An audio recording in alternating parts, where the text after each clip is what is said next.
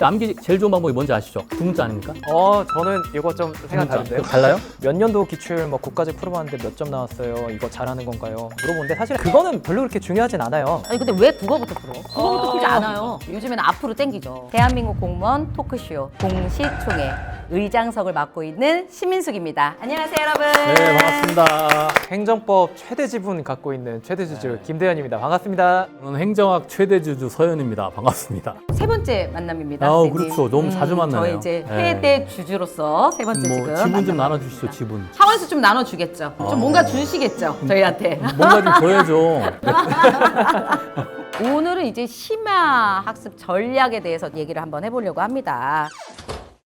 첫 번째로는 참 많은 학생들이 좀 질문하는 것 중에 하나입니다. 땡땡 과목은 암기 과목인가요? 이해 과목인가요? 굉장히 좀 중요한 부분인 것 같습니다. 저부터 말씀을 드릴게요. 국어는 이해 과목입니다. 뭐 더 이상 얘기할 게 없어요. 옛날에 문법 있을 때는 암기입니다 라고 말씀드렸지만 지금은 그냥 이해 과목이라고 말씀드릴 수 있을 것 같고, 단 문법의 개념적인 것들이 좀 있어요. 개념은 좀 암기가 되셔야 돼요. 나머지들은 문제풀이 방식을 이용해서 독해력을 향상시키는 그런 시험이기 때문에 저희는 좀 더 이렇게 암기보다는 이해력 쪽으로 많이 기울어져 있는 이런 시험이다라고 말씀드릴 수 있을 것 같습니다. 김대원 선생님은? 저는 어떤 수험생분이 이거 이해 과목이에요, 암기 과목이에요 물어보잖아요. 보통은 암기 과목이길 바라는 마음으로 물어봐요. 결국에는 순서는 정해져 있는 거예요. 이해로 먼저 시작해서 암기로 귀결돼야 되는 건 맞아요. 그리고 이게 다들 정말 많이 착각하는 게 어느 정도 앞에서 이해를 했어요. 그러다가 이제 암기 쪽으로 넘어가서 문제풀이를 시작하면 이해를 아예 놔버리고 여기에만 그냥 치중을 하는데 사실은 중간중간 좀 연계를 해줘야 돼요. 근데 이게 보다 보면 기본 이론 끝났다는 그 해방감 때문인지 문제풀이 넘어가서 요것만 해. 그리고 선생님 문제집 몇 회독 해야 돼요? 예를 들어 제가 5회독이라고 합시다. 그럼 이분은 그냥 한번 보고 오케이 1회독, 오케이 2회독, 이 체크하는 맛에 맛들려가지고 사실 이해를 그냥 등한시하는 경우가 진짜 많거든요. 그러면은 조금만 표현 바뀌면 아예 못 맞춰요. 그럼 공부량에 비례하지 못하게 된단 말이죠. 자기 성적이. 그게 제일 비참하잖아요. 그러니까 초장에 이제 이해를 좀 잡아두시되 나중에 암기로 넘어갔어도 중간중간 체크를 해야 된다. 행정학을 이제 오해가 많으신데 뭐 일반적으로 암기 과목이라고 그래요. 근데 암기 과목 절대 아닙니다. 일단 행정학 이해 과목이고요. 암기할 건 암기하면 돼요. 근데 암기 제일 좋은 방법이 뭔지 아시죠? 두 문자 아닙니까? 저는 이거 좀 생각 다른데요. 달라요? 전쟁에 병사가 총 갖고 들어가잖아요. 딱 이 두 문자로 암기해가지고 키워드별로 그걸 연결하면 되거든요. 행정학 내용 5%를 딱 두 문자로 암기하고 나머지 90% 연결시켜야 되겠죠. 반복을 통해서. 선생님 그러면은 먼저 암기예요? 먼저 먼저 이해예요? 이해죠. 먼저 네, 이해. 이해를 하고 그다음 암기. 그다음 숙지. 저는 암기인 것 같은데 무조건 먼저 암기를 해요. 다 몰라도 그냥 거기 외우라고 하는 것들은 일단 외워놔요. 그래야 그 다음에 넘어가가지고 반복을 할 때 그때 그런 얘기였구나 이렇게 두 번째 할 때 좀 이해가 되는 것 같아서 일단은 가세요라고 얘기는 하거든요. 그리고 좀 약간 이상하게 물어보시는 분들이 있어요. 뭐냐면 신호등에 왜 초록불에 건너요? 라는 그런 질문들을 하시는 분이 있어요. 그냥 기본이고 약속인데 불구하고 왜요? 저는 이해를 해야지 할 수가 있어요. 이러신 분들이 있거든요. 그러면 그냥 건너는 거예요. 약속이에요. 그래서 저는 암기라고 생각해요. 저는 근데 결국 같은 얘기 같아요. 논리를 암기하셔야 돼요. 내 생각은 다른데 왜 그렇게 결론이 그치, 났죠? 그걸 이거는 하면 안 돼. 의미가 없는 거예요. 대법원에서 그렇게 생각하셨고요. 나중에 시간 되면 저랑 손잡고 가서 대법관님들께 여쭤보는 시간을 가지면 좋을 것 같아요. 근데 지금 그럴 수 없잖아요. 논리를 암기를 하시고 그 다음에 안에 디테일들은 뒤로 밀어달라는 얘기예요. 그러니까 결국에는 대동소이한 얘기입니다. 구독, 좋아요, 알림 설정. 그 다음 걸로 한번 저희 또 한번 넘어가도록 할게요. 암기 꿀팁 있으십니까? 전 얘기했잖아요. 두 문자. 그러니까 이게 왜냐면은 제가 옛날에 국사 공부할 때도 왕들의 업적 중요하잖아요. 그럼 왕들의 업적을 말로 만들어서 이렇게 암기하는 거예요. 지금도 기억나요. 근동에서 최고의 마부, 근초고왕. 물론 이제 키워드를 중심으로 하면 더 좋고. A few moments later. 저는 두 문자에 대한 반감이 더 깊어졌어요. 저 원래 싫어하는데. 왜냐하면 아까 말씀드린 거랑 똑같아요. 논리를 이해하고 그 논리를 일단 숙지해야 되는데 자기만의 언어, 자기만의 키워드 그거를 너무 숙지를 하시면 문제는 문장이 좀 달라지면 다 틀린다니까요. 근데 행정법 쪽에는 어쨌든 판례 위주로 나오다 보니까 어떤 사안에 대한 논리적인 결론을 내가 이해를 해야 응용이 되다 보니까 저는 아예 두 문자 안 따드립니다. 방마다 차이가 있겠지만 행정학은 유용합니다. 확실하게. 걱정하지 마시고 제 방식대로 하세요. 싸우시겠어요 이렇게 가다가.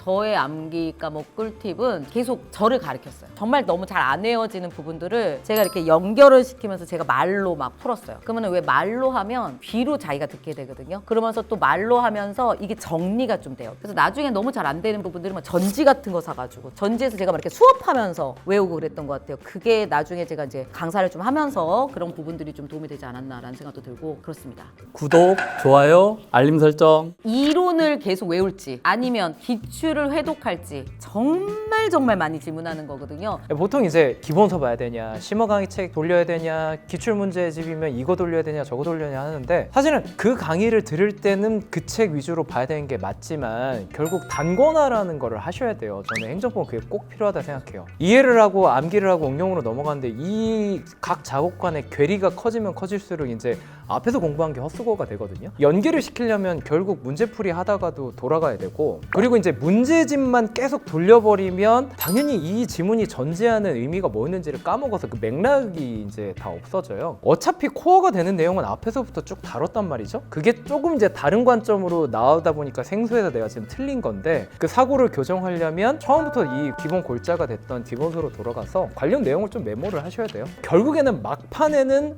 회독을 해야 될 건 단권화된 기본서예요. 그래서 과도기에는 어느 정도 기출문제 강의 들으면서 기출문제집을 몇 번 더 볼 수는 있겠지만 마지막 부분에는 하나에다가 다 누적을 시켜서 요걸 가지고 막판에 돌려줘야 된다. 저도 뭐 사실 이게 좀 질문이 거시기 합니다. 왜냐면은 사실 이론과 이 문제는 불가분의 관계예요. 뗄래야 뗄 수 없거든요. 결국 이제 제일 중요한 건 아까 선생님이 얘기했듯이 마지막 한두 달 그때 내가 볼 수 있는 하나의 서브화된 단권화 노트가 필요해요. 분명히. 그래서 이론과 문제는 전혀 뗄래야 뗄 수 없다.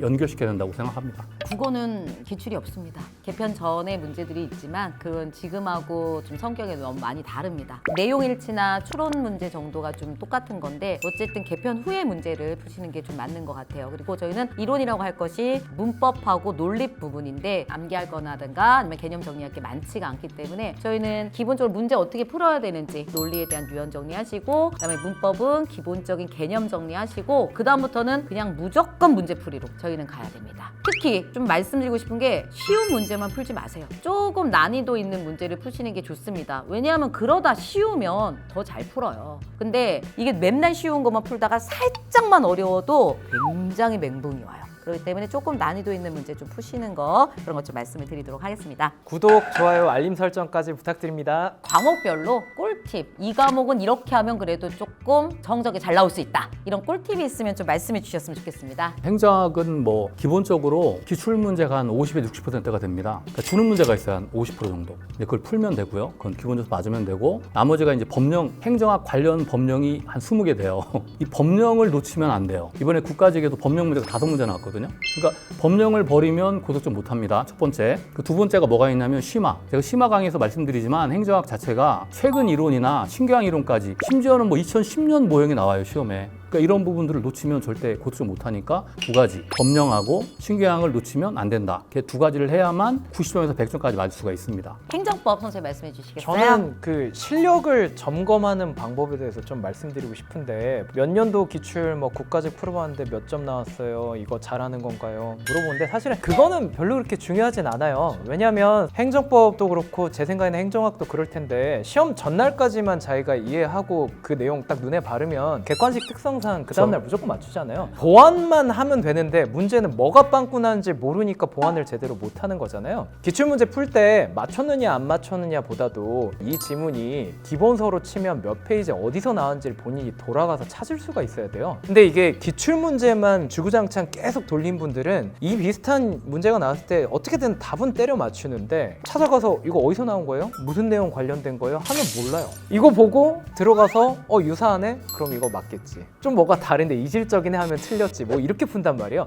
그럼 이제 시험 좀 어렵게 나오고 변형이 가해지면 무조건 틀린 거죠. 그래서 내가 이걸 알고 있는지 모르는지 궁금하면 기본서 한번 펴보세요. 공부를 지금까지 착실하게 해왔으면 뒤적뒤적해서 볼 수가 있거든요. 그리고 아까 앞에서 강조한 단권화를 하셨던 분이라면 본인 손때가 가득 묻어있기 때문에 못 돌아갈 수가 없어요. 근데 그게 안 되면 이해와 암기와 응용 사이에 이제 괴리가 크게 벌어진 거고, 그리고 가장 심각한 문제는 어찌어찌 돌아는 갔는데 여기서 이해를 하나도 안 해놓고 최소한 키워드도 암기를 안 했다 보니까 이 내용하고 이 내용 왜 연관이 있지? 이런 생각이 든다면 사실은 기본 개념부터 다시 해야 되는 거죠. 국어는 시간 싸움인 것 같습니다. 그래서 시간을 줄일 수 있는 꿀팁을 드린다고 한다면 문법을 아시는 게 좋습니다. 들어가서 문법마저도 거기서 읽고 푼다는 것은 너무 시간을 잡아먹는 거고요. 문법, 논리 이런 것들은 진짜 기계적으로 보자마자 10초 내로 풀 수 있게끔 만들어 놓으시는 게 성적을 올릴 수 있는 가장 좋은 방법이에요. 왜냐면 걔네를 빨리 풀면 오히려 독해의 점수가 시간이 막 쫓기는 거에 비해서 훨씬 점수가 오를 수 있기 때문에 문법하고 논리를 확실하게 공부를 해놓자라고 좀 말씀을 드리고 싶어요.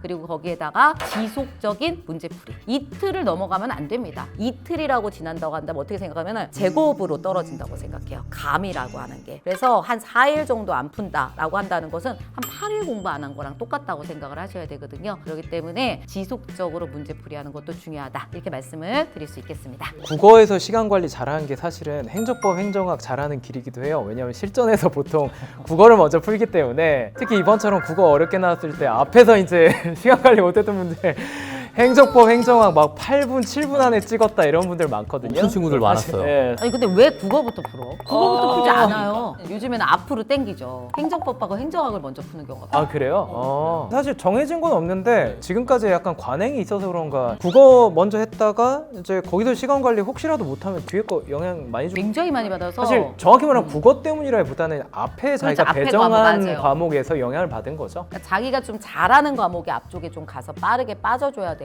그 대신 영어를 맨 끝에 푸시면 큰일 납니다. 왜냐하면 시간이 좀 모자른 상태에서 영어는 아예 안 읽혀요. 영어보단 국어를 뒤로 미루는 게 맞아요. 국어는 그래도 한글이잖아. 저는 이제 보면 이게 제일 쉬운 것부터 푸는 게 제일 좋은 거예요. 맞아요. 이번에 딱 보면은 법 어려웠잖아요. 법 하다가 말려요. 그럼 학부터 푸세요. 요번에 그래서 국어부터 푸신 분들이 말렸어요. 굉장히 완전히 말렸어요, 힘들어졌습니다. 그러고 마지막에 행정법한테 한 대 더 맞고. 네. 연습을 해보셔야 돼요. 영어 먼저 풀어봤다. 국어 한번 먼저 풀어봤다. 뭐 행정법 먼저 풀어봤다. 아 내가 가장 잘 나오는 게 이거구나라는 연습을 해야지 시험에 들어가서 시험하지 마세요 자기를. 왜 시험에 들어가서 아 나는 이렇게 한번 해볼까? 이런 거 하시면 안 돼요. 그 전에 모든 걸 다 해놓으셔야 된다는 거 좀 중요하게 말씀을 좀 드리도록 하겠습니다. 여러분들이 이걸 좀 듣고 나는 좀 여기서 이런 부분들을 좀 내가 한번 적용할 부분 하다라고 하는 것들을 좀 이렇게 고르셔가지고 실생활에서 한번 연습도 해보시고 그다음에 적용도 해보셔가지고 시험 보는 데 있어서 그리고 수험 생활 하는 데 있어서 큰 도움이 되기를 진심으로 원합니다. 오늘의 공시총회는 여기서 마무리 짓도록 하겠습니다. 자, 여러분들 안녕. 감사합니다.